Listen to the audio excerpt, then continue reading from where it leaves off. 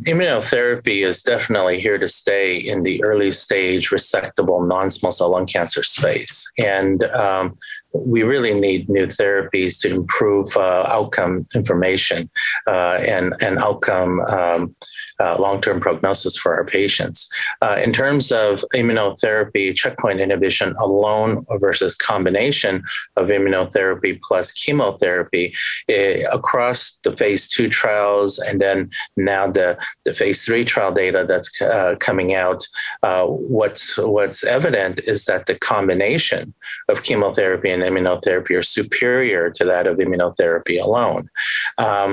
So I think ideally, particularly in the stage 3 and 2 patients, what you're looking at is the combination of chemo IO together as being the preferred regimen. And with CheckMate 816 showing information about path regression and then outcome event-free survival being superior in that group, I think that's here to stay.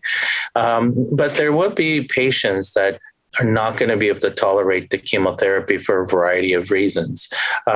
We know that our elderly population, particularly when you look at large database information that's already existent, like NCDB, patients that are elderly, 75 and older, 70 and older population are going to have a harder time with chemotherapy, and the morbidity and mortality is higher. And then you also have and across the board in the resectable space, currently about 40 to 50% of patients are not getting chemotherapy, and we really need to see those numbers improve. So, but there's a variety of reasons why patients can't get chemotherapy. So I do think that there will be a subset of patients that where clinically the decision-making is going to be whether those patients should get immunotherapy alone, assuming their PD-L1 status is good, is positive. But outside of that context, immunotherapy alone in the neoadjuvant space remains investigational. In the adjuvant space, IMpower010 with atezolizumab, a PD-L1 inhibitor, showed impressive DFS survival advantage in patients with stages 2 and 3 disease. So I think that is really standard of care. If you're PD-L1 1% and above, and that's here to stay. How KEYNOTE-091 will fit into this remains to be seen.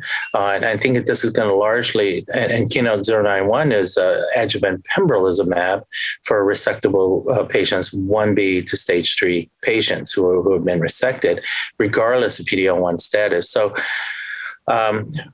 we're going to be eager to see how impressive the DFS data is as we look at IMpower010 and KEYNOTE-091 data. And certainly, if indeed that data is going to be quite impressive for the PD-L1 negative group, then people are going to favor Pembro in that subset of patients. But right now, it's standard of care to give atezo in the adjuvant setting for stage 2 and 3 patients with PD-L1 of 1% and greater. So immunotherapy is here to stay, and the monotherapy alone is really made its mark in the adjuvant setting, but in the neoadjuvant space, it remains investigational.